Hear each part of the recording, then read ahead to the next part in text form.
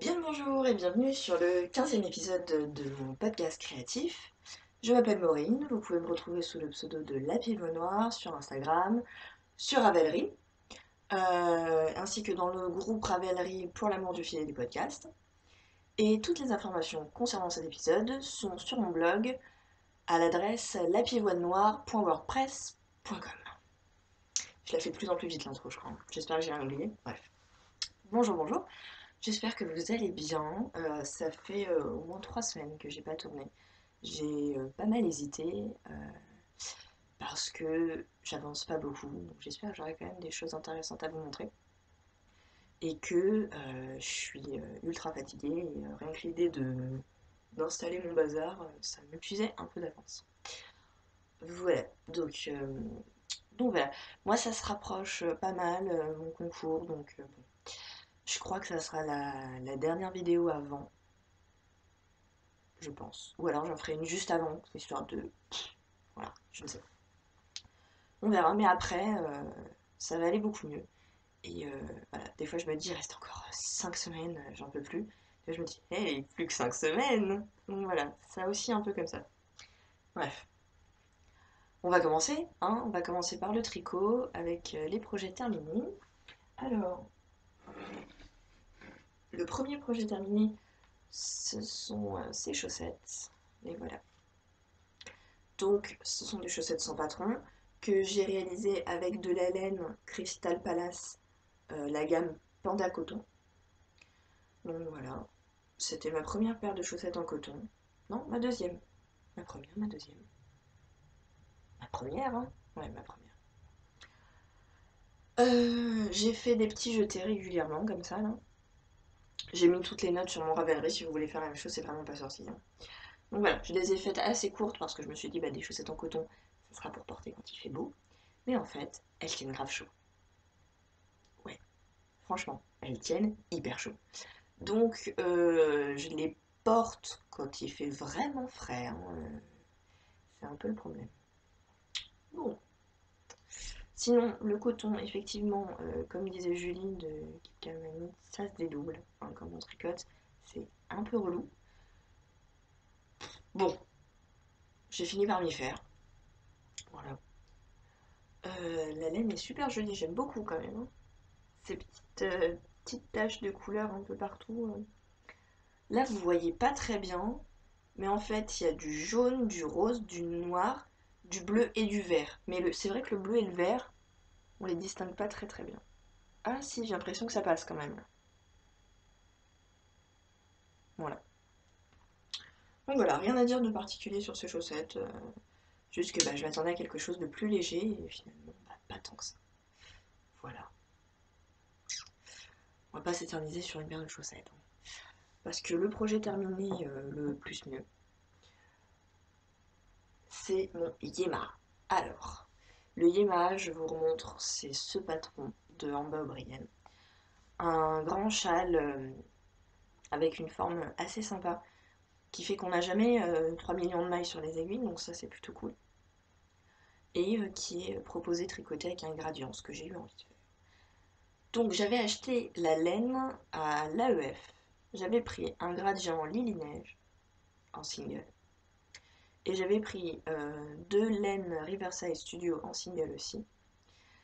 Et donc je vais vous montrer ce que ça donne.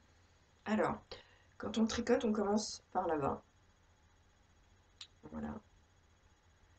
Donc là c'est très très joli. J'aime beaucoup parce que les rayures sont assez subtiles.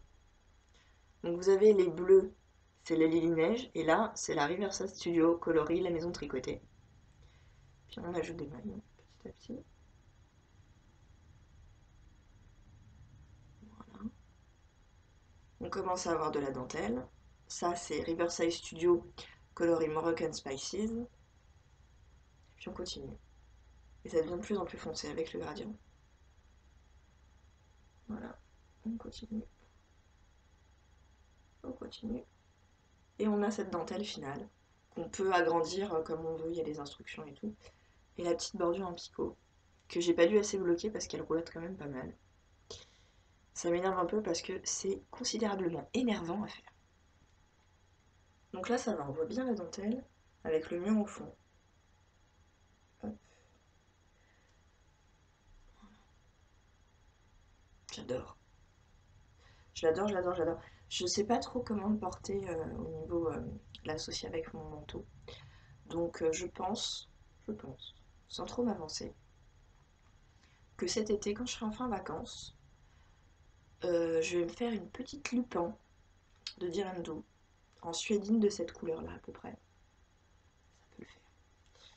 Donc voilà.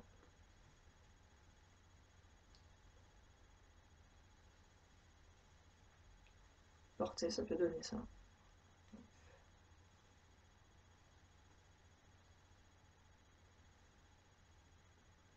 Quand on veut. Voilà. Hop. On peut vraiment faire plein de tours. Être bien couverte. Voilà. J'adore. Puis en plus, là, on voit bien le dégradé comme ça. Limite, j'ai envie de le garder un peu, puis quand j'aurai trop chaud, je l'enlèverai. Voilà. Donc j'adore, j'adore, j'adore. La laine, les deux laines vraiment sont superbes. C'était vraiment un régal à tricoter. Tout ça. Ah, pour ça, la single, franchement, c'est quand même un sacré bonheur. Donc voilà, il me reste encore pas mal de laine. Il me reste un peu, quoi. Euh, je commence à avoir quelques restes. Donc il faudrait que je fasse le tri de quelle laine je veux garder pour aller dans d'autres projets futurs et quelle laine je vais pouvoir envoyer aux copines pour leur memory blanket. Je commence à avoir matière à faire un petit tri. On va voir quand est-ce que je me motive à le faire ou si j'attends d'avoir d'autres restes pour voir s'ils se combinent avec mes premiers restes. Toute une affaire. Hein. Parce que je tricote pas mal des couleurs un peu comme ça en ce moment. Donc je me dis qu'ensemble, il y a peut-être moyen de faire autre chose. On va voir. C'est un châle que je tricotais en trio avec Marine de Macalamity 23, si je ne me trompe pas sur le chiffre final, je crois que c'est ça, et Atelier Chounette, vous connaissez peut-être son podcast. Voilà, elles ont terminé. Oui, elles ont terminé. Elles ont bien terminé toutes les deux, et très très jolie version. Marine l'a fait avec des laines pattes de velours, et vous connaissez mon amour pour ces laines. Et vous verrez sans doute dans le prochain podcast d'Atelier de Chounette sa version modifiée, qui est, je dois dire, très bien modifiée. Le résultat est vraiment, vraiment sympa. J'aime beaucoup ce qu'elle a fait. Donc c'est une très bonne idée d'avoir fait comme ça. Voilà, je vous laisse voir ça sur leur compte Instagram, podcast, tout ça. Les projets en cours. Alors, les projets en cours, il y a le Kalimna que je fais avec ma mère, que je vais pas vous remontrer 150 fois à chaque fois qu'on fait deux rangs. Hein. Donc je vous montrerai quand il y aura une avancée. Il y a le dessinement à mouton que vous connaissez, qui est un pull de la maison Rilly, je vous remonte pas le modèle. Hein. J'en suis là. Voilà. Il faut se dire qu'il est presque fini. Hein. Il y a moyen d'avoir fini ça en 2-3 jours. En temps normal, on peut le finir en une journée, ce qui reste. Mais bon, je ne fais pas que tricoter. Dommage, hein. Pour l'instant, je ne fais pas que tricoter, mais dans 5 semaines, peut-être que... Voilà. Donc j'en suis là. Ça avance bien. Il n'y a pas de difficulté particulière, si ce n'est la fin de la manche. Je vous montre comment ça se goupille. Vous voyez, bon là, les fils sont pas rentrés, donc on a un peu du mal, mais vous voyez, c'est ouvert comme ça. Et c'est pas compliqué en soi, il suffit de bien lire. Mais j'ai bugué complet sur ce truc. Je l'ai recommencé 4 fois. Je devenais zinzin vraiment. Hein. Ça se termine avec du point de...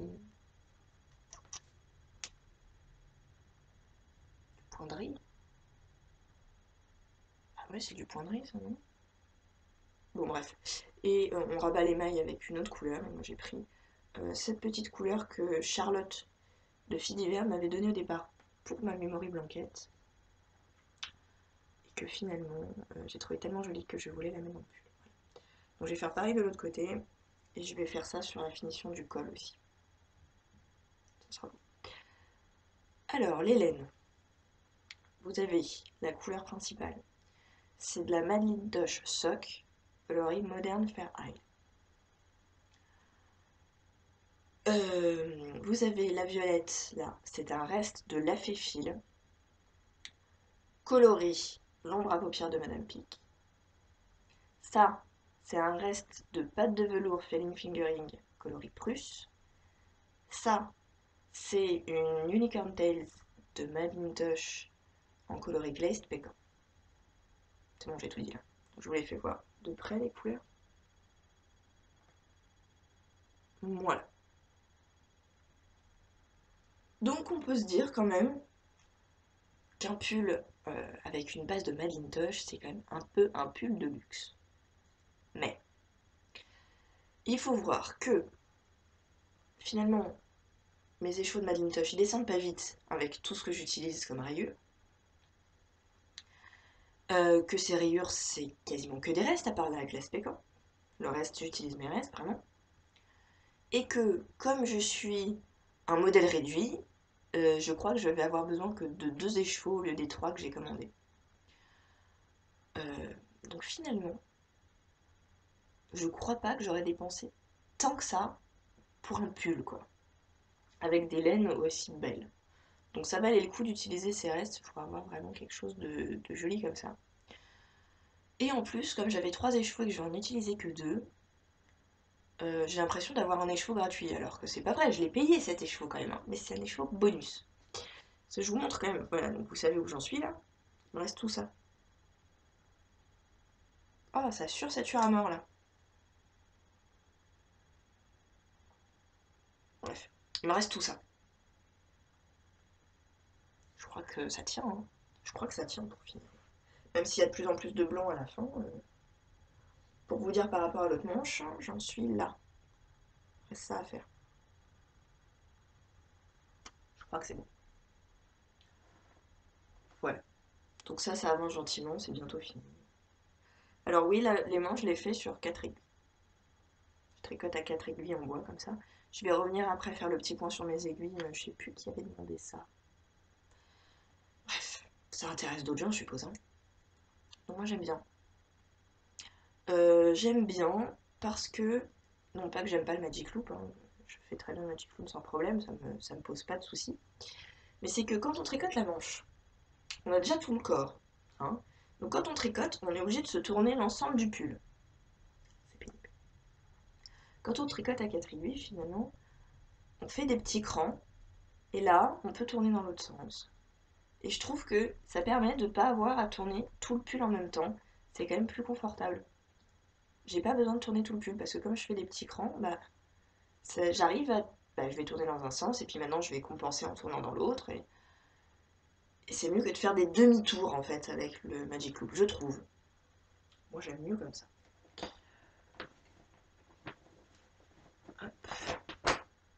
Petite pause de secondes.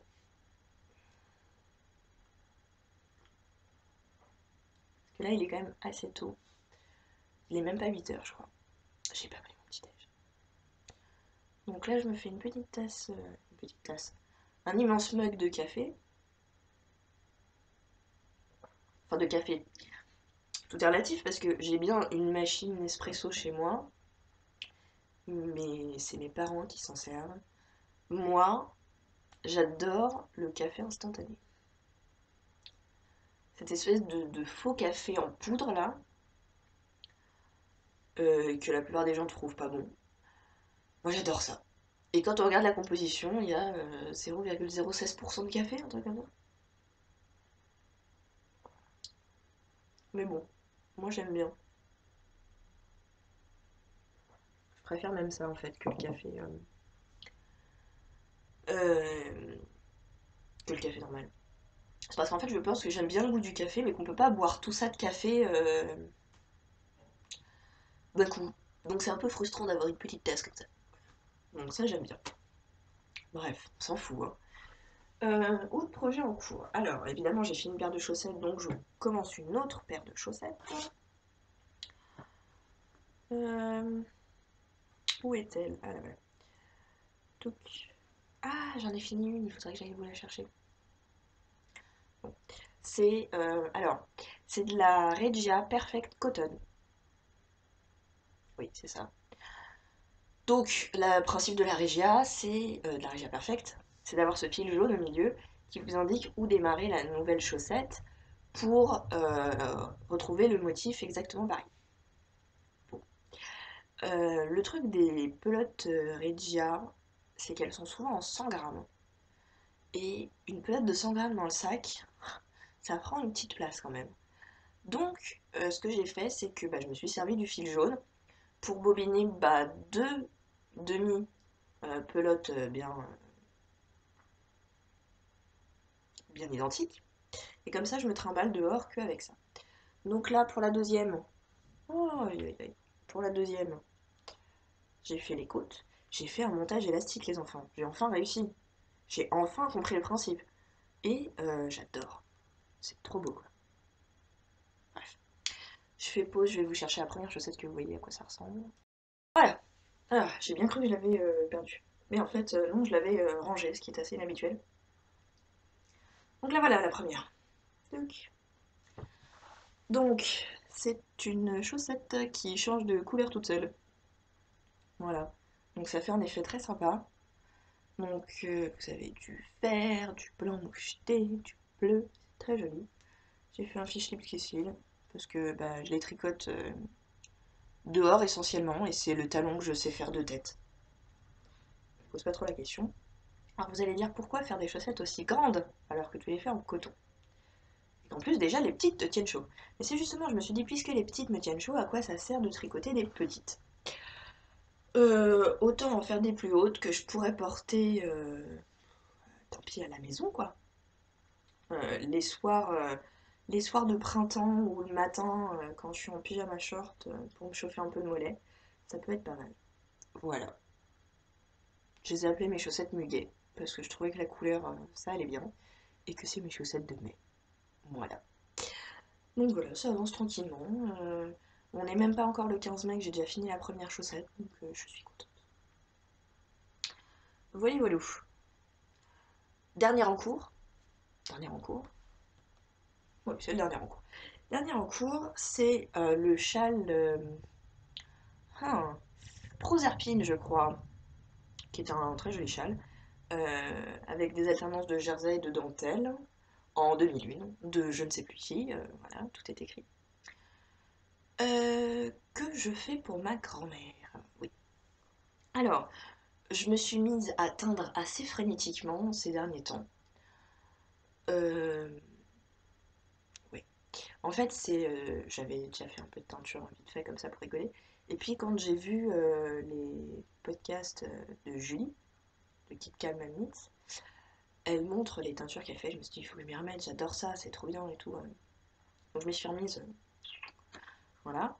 Et bon, pour l'instant, je vous ai rien montré encore parce que comme je suis sur 3 swaps en ce moment et que je teins un truc, je me dis ça sera ça va lui plaire, une telle, mais je suis pas sûre, peut-être celui-là ça lui plairait plus, ou alors celui-là pour elle, euh, ou alors ça pourrait être pas mal, ou si je faisais comme ça, bref, je savais plus, mais ceux-là, quand je les ai sortis de la marmite, je me suis dit, ceux-là, c'est exactement la couleur qui irait trop bien à ma grand-mère, qui est une petite rousse. Euh, je vais lui montrer, si ça lui plaît, je lui fais un truc pour lui. Ça lui a plu. Alors, comme c'est pour elle, je peux vous les montrer. Alors, j'en ai deux, j'ai celle-là, qui est un vert moyen, on va dire, euh, en, ah, un vert moyen, en faux uni, quoi, en semi-solide, voilà. Et l'autre, c'est celle-là. Alors, celle-là, elle est 2 fois moins verte, comment vous dire. J'ai mis 2 fois moins de pigments pour faire la base verte, et j'ai splatché du violet. Voilà. Je me rapproche parce qu'avec ma myopie, je vois pas ce que vous voyez. Ouais, c'est pas mal. Donc les deux ensemble. Là, vous voyez vachement la différence de teinte, mais en vrai, c'est un peu plus subtil. Il n'y a pas une aussi grande différence entre la claire et la foncée. j'ai l'impression. Bref. Donc ça, c'est les laines que j'ai teintes. J'ai pris une base de chez Kaplen. Kaplen, c'est le fournisseur d'Hererum Natura pour leur base Albertine. Voilà. Donc je vous les ai pas montrés quand ils étaient encore en écheveau. Mais alors, en écheveau, je peux pas dire que c'est rêche. C'est pas vrai, c'est pas rêche. Mais c'est pas doux. Ça gratte pas. Ça gratte pas du tout. Mais c'est pas... Ah, c'est doux. Non. Quand c'était en écheveau, il était hyper... comment dire? Hyper dodu, cet écheveau. Puis quand j'ai bobiné, je me suis dit, mais c'est super beau. C'est vraiment très très joli. Et alors tricoter, ça fait encore autre chose. Tricoter, ça donne ça. Alors, vous voyez assez bien là. Mais c'est surtout au toucher que c'est devenu tout nuageux. Je sais pas comment vous dire. J'ai l'impression qu'il y a plein d'air en fait dans cette laine. C'est hyper léger, moelleux, c'est léger, vraiment. On dirait tricoter un petit bout de nuage. Mais pas dans le sens d'une douceur extrême, dans le sens d'une légèreté. Voilà. C'est vraiment, euh, c'est vraiment surprenant, c'est pas du tout ce que j'ai l'habitude de tricoter. J'ai plutôt l'habitude de tricoter des laines bah, comme les laines de la Féfile par exemple, qui sont très très très douces, mais qui sont pas en volume quoi. Je sais pas comment vous dire. Bref. Donc, je fais la dentelle en uni et les aplats de jersey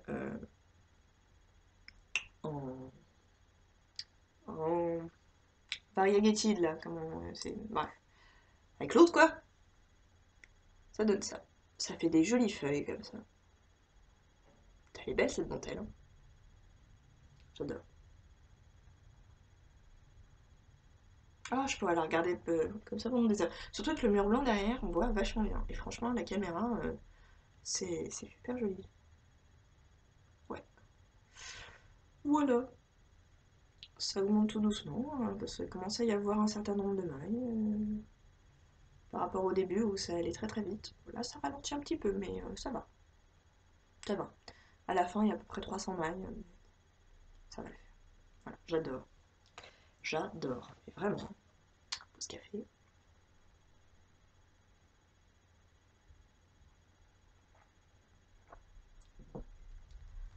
Voilà. Qu'est-ce que je voulais vous dire encore? On est déjà à 23 minutes. Je pense que pour les projets, c'est tout. Alors, dans la partie tricot, on va parler un peu des aiguilles. Donc, comme vous avez pu le voir quand je monte mes projets, je tricote avec du bois. Moi, j'adore le bois. Je trouve ça vraiment, vraiment plus confortable que le métal. Mais ça, c'est chacun son ressenti, évidemment. Mais il n'y en a pas beaucoup qui aiment le bois. Moi, je fais partie de la team bois. Alors, j'ai découvert les aiguilles circulaires grâce à Fait divers. Ouais, j'en avais jamais vu ou entendu parler avant. De toute façon, avant le podcast de Fait divers, je tricotais 2 pulls fil d'art par an avec la laine fil d'art sur des aiguilles droites. J'aimais bien tricoter devant la télé, mais je faisais 3 rangs par soir et puis basta quoi. C'était pas ma passion le tricot, c'était vraiment un passe-temps, juste pour passer le temps. Et puis quand j'ai découvert les aiguilles circulaires, qu'on pouvait ne pas avoir de couture à faire, les laines en dehors du monde de fil d'art, mais c'était un truc de malade quoi. Ah. Et puis en plus j'ai découvert euh, d'autres gens qui tricotaient. C'était génial parce que je connaissais ma grand-mère qui tricotait très très bien. Très très bien. Elle tricote plus maintenant parce qu'elle voit plus grand chose, mais n'empêche que quand j'ai un problème dans mon tricot, je peux le donner. Et si c'est du jersey, elle tricote sans problème, sans le regarder. Bon, moi aussi, mais on voit clairement la différence entre le sien et le mien.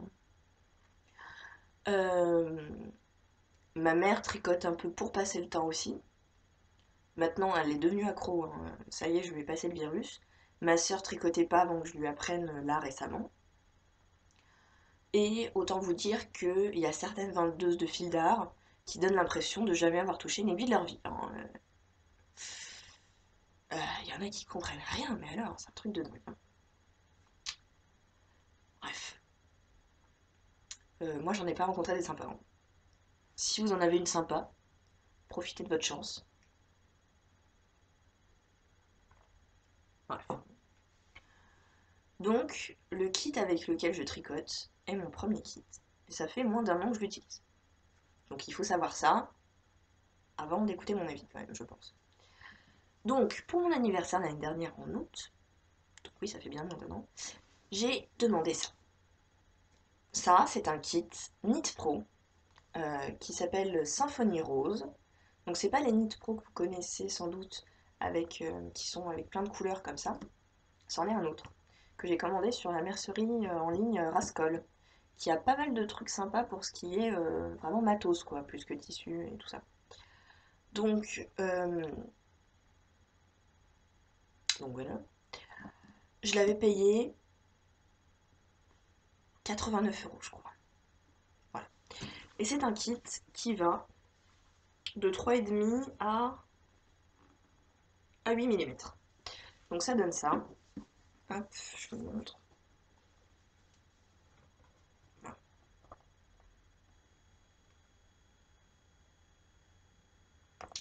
Alors, moi j'ai choisi celle-là parce que je voulais du bois. Et par rapport aux autres kits Knit Pro, je trouvais celui-là infiniment plus joli. Ouais, c'était mon critère. Franchement, parce que je me suis dit que tricoter avec du matos qu'on aime et qu'on trouve beau, c'est quand même euh, un certain level dans le plaisir qu'on retire de son loisir quand même. Donc voilà, je les trouve très très belles. Donc il y a le chiffre écrit, il s'efface à une vitesse incroyable, mais perso ça me dérange pas du tout, parce que dans le kit vous avez une jauge, évidemment, hein. Quand même, c'est un peu la moindre des choses. Vous avez une jauge, donc bah, on la met dans le trou et puis voilà quoi. Ça m'est déjà arrivé de me planter. Mais bon. Autrement, alors les câbles, juste les câbles qui sont comme ça. Voilà. Très joli, très sympa. Moi j'ai aucun problème avec les câbles de Nitro. Je peux faire du Magic Loop sans souci. Ça ne me pose aucun souci. Je les trouve pas trop rigides ou quoi. J'ai vu les câbles Yaya que ma mère utilise. Et pour le Magic Loop, je trouve ça vraiment pénible parce que le câble étant aussi souple, justement, bah, il lui rebique juste devant le tricot, comme ça, là, sous le nez, c'est super pénible. Alors que lui, bah, il fait sa boucle et il reste là où on l'a mis, quoi. Voilà, moi j'aime bien. J'ai pas de problème pour que, j'ai pas de problème de jointure, là, entre l'aiguille qu'on met là et le câble, ça ne m'accroche pas. J'ai pas de problème pour les visser non plus. On utilise la petite clé, voilà, ce petit machin là. Et en fait, bah, vous voyez là, il y a un petit trou. Donc, on met la clé dans le trou, avec l'aiguille au bout, hein, et ça permet de faire levier un peu pour bien serrer. Avec ça, pas de problème. Qu'est-ce qu'il y a d'autre dans le kit? Il y a les petits machins là. Alors, c'est sûr que c'est moins sexy que les petits pandas hein, de Nipro, mais de Nipro, de Yaya. Mais voilà, ça fait son travail. Voilà. Alors ça, si vous savez pas ce que c'est quand vous avez besoin de votre aiguille que vous utilisez pour un projet qui est déjà sur un câble. Vous pouvez enlever les aiguilles et vous mettez ça au bout du câble. Voilà, vous vissez. Et comme ça, votre maille, enfin, votre projet ne se barre pas dans la nature. Voilà. Alors, sinon, quand je tricote en double pointe, alors soit j'ai les Knit Pro qui ressemblent aux trucs les plus courants, quoi, ceux avec les petites couleurs. Voilà. Ou alors, j'aime bien aussi les bergères de France. Voilà. Alors là, il y en a beaucoup, c'est normal, j'en ai réuni plusieurs dans le même étui. Parce que sinon ça devenait impossible dans ma boîte. Donc voilà, les bergères de France, qui sont plus longues et qui sont toutes en bois.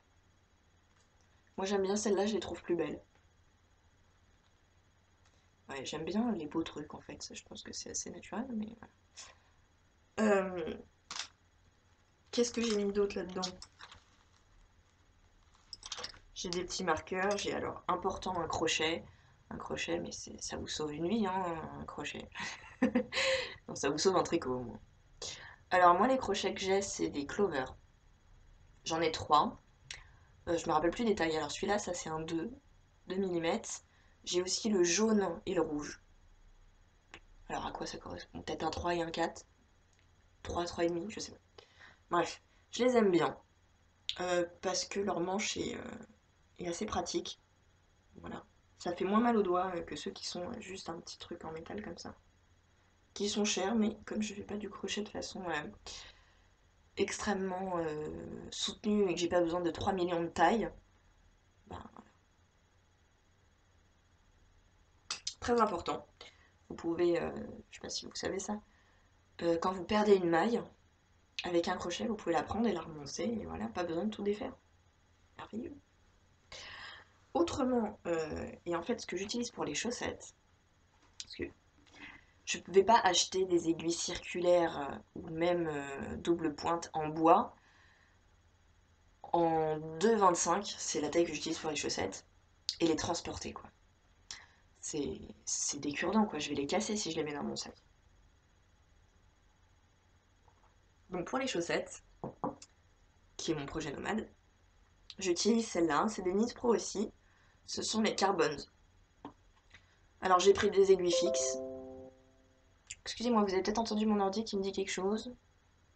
Je sais pas s'il me raconte, je suis myope, on s'en fout. Je les ai prises en fixe, parce que bah, je m'en sers que pour les chaussettes en fait. Donc je crois que c'est un cap de 80 cm et j'ai pris des 2,25. J'en ai deux paires de 2,25. Parce que je me suis trompée dans ma commande, je crois, tout bête. Mais en fait, ça me sert. Et je crois que j'ai une paire de 2,5 aussi. Voilà. Ouais, j'ai une paire de 2,5 aussi. Donc voilà, pour ça, j'utilise des fixes. Aucune raison de changer de câble. Donc c'est quand même plus simple comme ça. J'aime beaucoup. Ça a la texture, si vous voulez, ça n'a pas la texture que je trouve désagréable pour moi du métal, qui glisse dès que tu regardes plus, tu perds tes mailles, moi je trouve. Donc ça c'est bien, mais c'est résistant quand même. Donc ça c'est vraiment le compromis idéal quand on aime le bois, mais qu'on a des tout petits diamètres qu'on a peur de casser. Voilà. Si globalement vous avez une mauvaise expérience, des aiguilles en bois que vous cassez facilement, pour je ne sais quelle raison, ma petite soeur par exemple s'est assise sur les siennes, donc forcément, hein, et ben le carbone ça peut être une solution. Voilà. C'était le petit point aiguille, j'espère que ça vous aura intéressé. D'autant que j'ai un avis un peu différent, un peu atypique quand même, par rapport à d'autres gens qui adorent Yaya. Moi j'aime pas du tout. J'ai testé un peu les aiguilles de ma mère, j'aime pas ça, mais vraiment, je les trouve trop légères. Je sais pas comment vous dire, j'ai pas l'impression de sentir mon aiguille dans ma main. Déjà, ça j'aime pas. Le métal, j'aime pas. Le câble, j'ai pas aimé non plus. Bref, enfin, caca. Après, ceci dit, j'ai pas testé les Adi, j'ai pas testé les Chabou, voilà. Mon expérience est assez limitée. Mais j'ai découvert que pour ce qui est des petites aiguilles de 23 avec le câble de 23 cm de Yaya, que je ne testais pas parce que le métal, j'aime pas, j'ai vu qu'il en existait en bambou. Alors peut-être un jour. Voilà.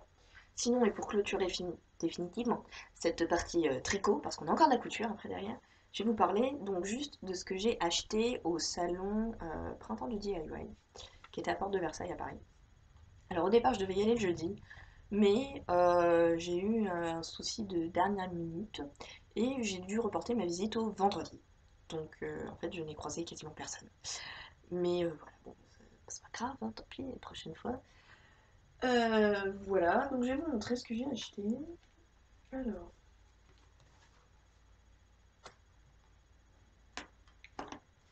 je vais vous montrer ce que j'ai acheté en laine,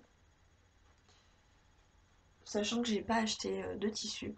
J'ai acheté des boutons, mais enfin, je vais pas vous passer en revue tous mes boutons, hein. J'ai acheté des perles Miyuki.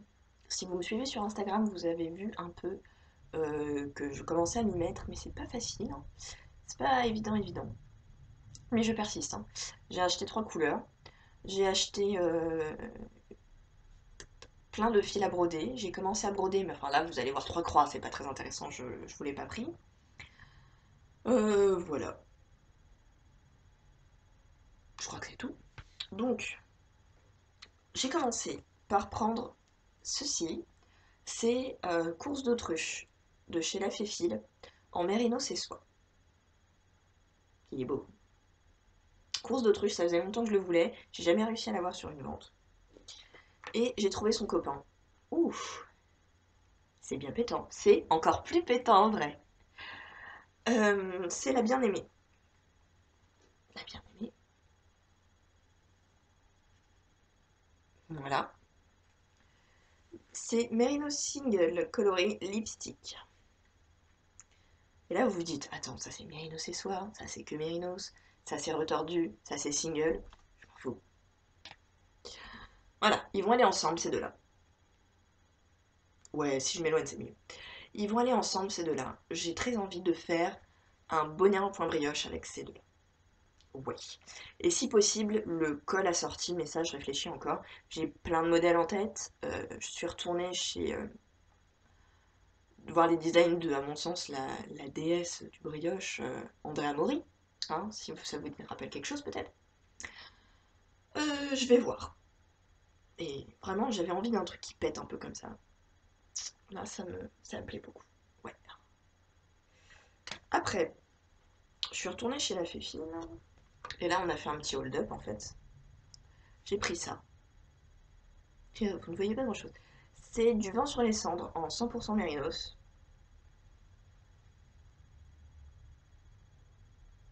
C'est pas mal. Il y a un peu plus de nuances que ce que vous voyez, j'ai l'impression. Voilà. Très très joli. Alors lui, coup de cœur. Coup de cœur, mais vraiment. Et vous allez vous dire, ça ressemble un peu au Modern Ferrari. Oui, un tout petit peu. Et pas pareil quand même, hein. Mais bah, écoutez, ça me plaît, hein. Donc voilà, du vent sur les cendres. Et là, je me suis dit, qu'est-ce que j'en fais? J'aime pas acheter un truc vraiment sur un coup de cœur et le laisser traîner dans mon stash et qui serve à rien. Ah, vous avez assisté en direct au suicide du Yoshi Rose.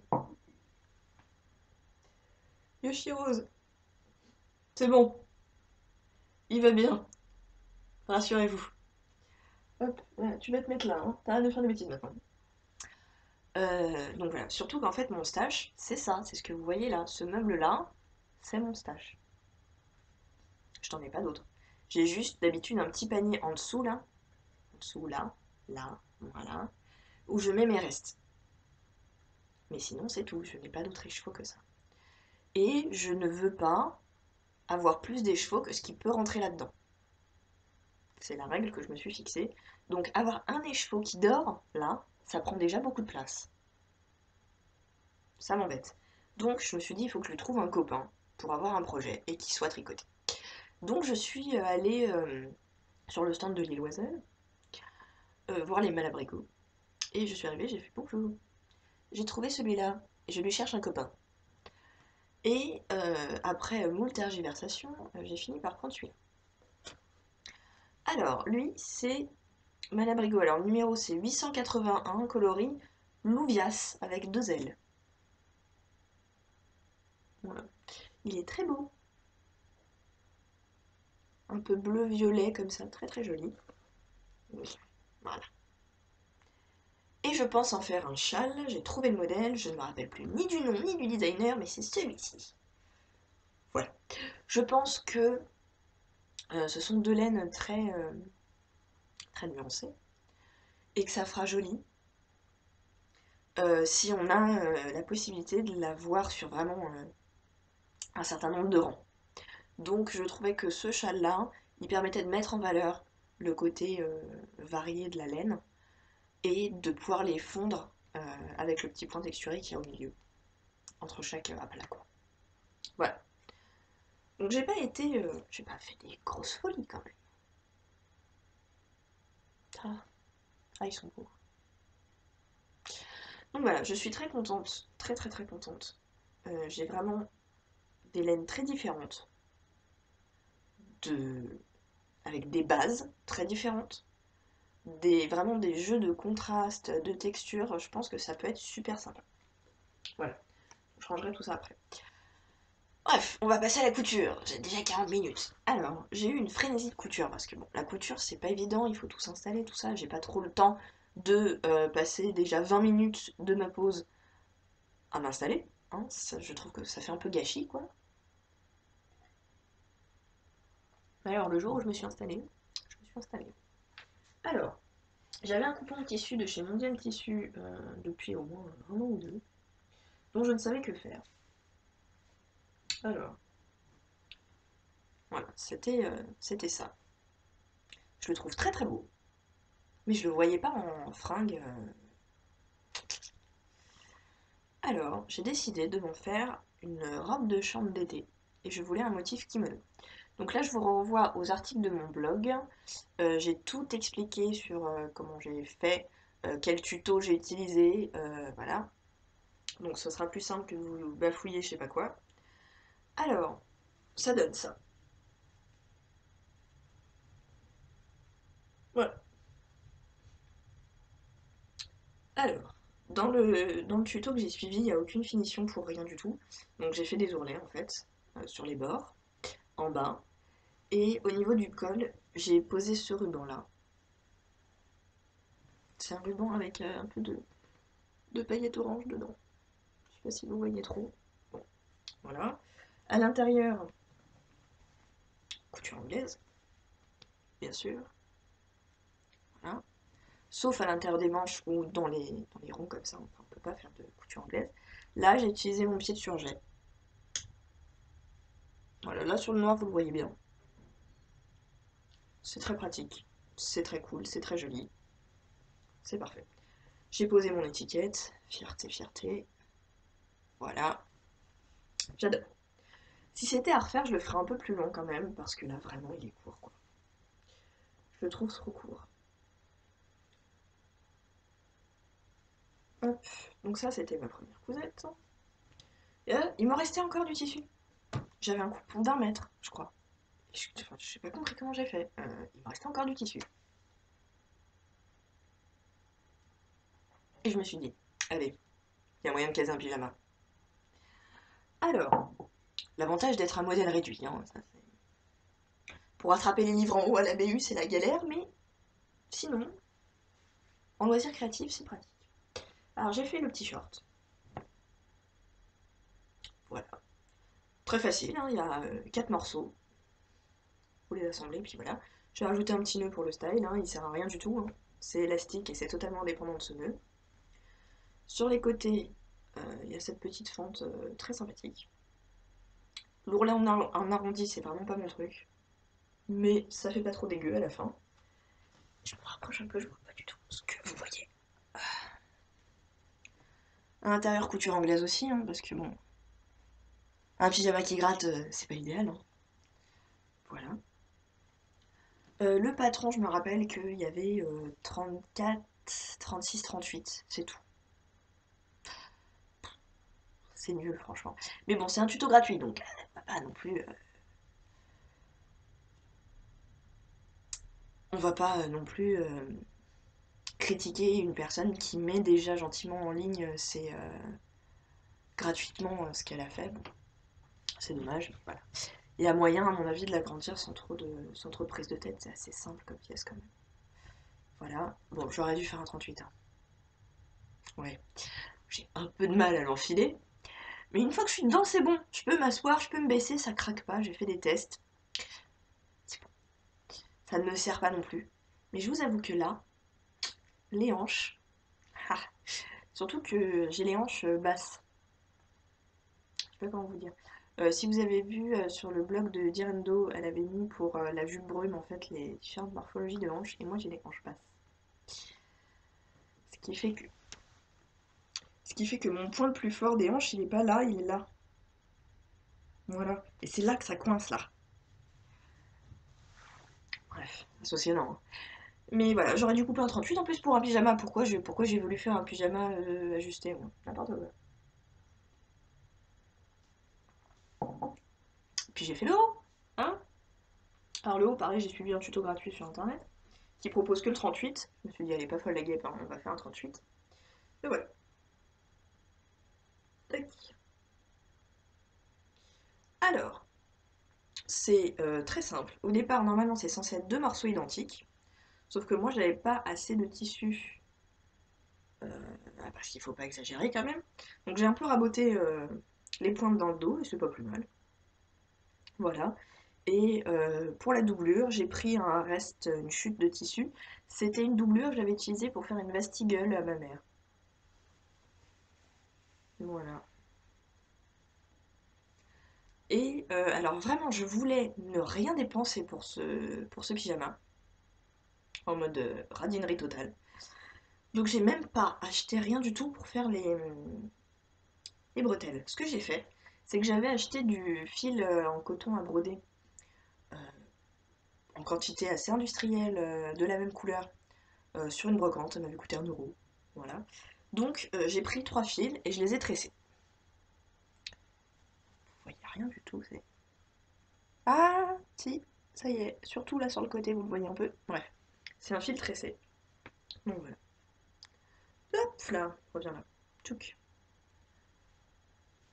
Voilà. J'ai hésité à croiser les bretelles dans le dos, ça aurait pu faire hyper joli, mais t'as pas envie de réfléchir dans quel trou tu dois passer ton bras quand tu enfiles ton pyjama, donc j'ai abandonné cette idée. Il est tout froissé, hein. Bref. Pour les finitions, j'ai fait un ourlet en bas, tac. J'ai fait l'ourlet en bas de la doublure. À l'intérieur, elle est où l'intérieur? Entre les couches là, c'est des coutures anglaises. Et pour joindre à l'intérieur là, j'ai fait un pied avec mon pied de surjet. Voilà. Et j'avais pas assez de doublure non plus pour faire toute la longueur. Ce qui fait que la doublure, c'est très. C'est beau ce que je suis en train de faire, on dirait de l'art moderne. Ce qui fait que la doublure est plus courte. Mais on s'en fout hein, si on voit mon nombril par transparence, hein, c'est mon pyjama. Voilà. C'est magnifique. Je sens que ça va être la miniature que je vais mettre sur Instagram. Hein. Voilà. Bref. C'est pas fini. Je me suis installée pour tourner, et maintenant je vais tout vous montrer. C'est froid. Alors, qu'est-ce que j'ai fait encore? Oui. J'avais un mètre de jersey que j'avais acheté comme ça. Et je voulais en faire un t-shirt. Donc j'ai ressorti mon livre Coudre avec un mètre de tissu qui me semblait approprié. Et il y a bien un patron de t-shirt. Sauf que c'est un patron de t-shirt ras du cou comme ça. Avec en plus un petit col. Le truc qui t'oppresse un tout petit peu. Donc j'ai non. Non, non, je vais pas faire ça. Moi j'aime les cols en V. Et il se trouve que j'ai trouvé un tuto pour faire un col en V sur n'importe quel patron. J'ai mis ça sur mon blog aussi. Le blog a une vie un peu indépendante du podcast, hein. Il s'y passe pas tout à fait la même chose. Je mets les trouvailles.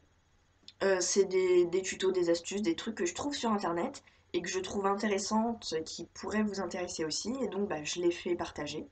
Donc c'est souvent le dimanche que je sors ça. Pas forcément tous les dimanches, mais je mets ça en ligne le dimanche. Donc je vous dis voilà, j'ai trouvé le tuto parfait pour faire tel truc, allez sur tel site, et bon dimanche les amis. Voilà. Donc j'ai l'impression d'après les statistiques que ça plaît, donc voilà. Donc si vous n'avez pas été voir, allez-y, vous pouvez peut-être trouver un truc qui vous intéresse. Et si jamais vous cherchez un tuto particulier, vous pouvez toujours me demander et je le mettrai en trouvaille si j'arrive à trouver un truc intéressant. Bref, j'avais trouvé le tuto parfait pour faire un col V. Et donc j'ai pu adapter mon patron pour faire un col V. Et j'ai fait ce t-shirt. Boum, voilà. Donc, zoom sur le col V. Qu'est-ce que vous voyez? Voilà. Donc c'est du jersey. J'ai fait des manches qui arrivent là en fait. Je trouve ça plus pratique. Alors déjà, manche longue, moi ça... Manche longue, longue, pour les pulls et les vestes, oui. Mais pour ce qui est dans le genre vêtements que je vais garder à l'intérieur, ça ne me va pas parce que voilà, je suis en médecine et bah, manche longue, tu peux pas te laver les mains avec, quoi. C'est un problème. Donc tu dois toujours soit retrousser ou voilà, c'est toujours la galère. Donc là, c'est parfait. Voilà. Sinon, rien de foufou, hein. Les finitions sont pas merveilleuses, hein. Bah, ça c'est sûr que bon. Quand on n'a pas de surjeteuse pour les finitions du jersey, bah, c'est pas trop la magnificence, hein. Voilà. Mais sinon, je le trouve parfait, il me va extrêmement bien. Donc, je vais lui faire plein de petits frères. Et je suis en train d'acheter pas mal de jerseys pour dupliquer ce patron-là, qui est vraiment idéal. Pour moi, c'est exactement ce que je recherche dans un t-shirt. Il me va très bien. Je vais arrêter de boire ça, c'est trop fort. Oui, juste une chose pour le tuto. Voilà. On vous dit de placer en gros le point A et le point B, je crois, voilà. Sans vous dire trop où. Pour le point B, j'ai utilisé l'alignement avec le bas de la manche là. Je l'ai fait à peu près au même niveau. Voilà. J'ai regardé sur moi, je me suis dit, attends, un décolleté qui arrive là, ça me paraît être bon. Et c'est bon, c'est pile poil comme il faut. Sachant que si vous faites votre point là, en fait il va être ici, avec le croisillon là. Bref. En tout cas, l'alignement de l'aisselle, c'était nickel. Donc si ça peut vous aider. J'ai galéré comme une malade parce que j'ai monté la manche d'abord à l'envers, genre en droit envers sur le tissu. Après, je l'ai monté à l'envers, genre avec le bras en haut. Enfin, comment vous dire. La ligne d'épaule, bah, elle était sous l'aisselle. Ah, fatigué, fatigué. Et sinon, ça va très vite normalement. Une fois que vous avez fait le col, ça roule tout seul. Voilà, c'était la couture. Je vous montre pas mes jerseys pour l'instant, ça sert à rien. Je vous montrerai les t-shirts finis. Le tricot, on a tout dit, les aiguilles, on a dit, je vous ai montré mes laines, je vous ai tout dit, très bien, bah c'est parfait. Je crois que pour une fois, on n'a rien oublié. Donc voilà, ça fait en même temps 52 minutes. Donc un peu long, ça va mettre 30 ans à uploader, mais c'est pas grave. Voilà, donc je vous fais des gros bisous. J'espère que vous allez bien, que vous continuez bien à tricoter, à coudre, à vous faire plaisir et à trouver ce que vous faites magnifique. Voilà. J'attends encore. J'ai pas encore envoyé mon colis, ni pour le swap des podcasteuses, ni pour le swap des teigneuses, ni mon colis à Sandrine de Make Me Feel. Pour l'instant, j'ai tous mes colis en attente parce que j'ai pas tout à fait fini. Mais ça va bientôt arriver, j'ai pas encore reçu le mien. Voilà, ça sera tout. Donc je vous fais plein de bisous, et puis à bientôt. Voilà, au revoir.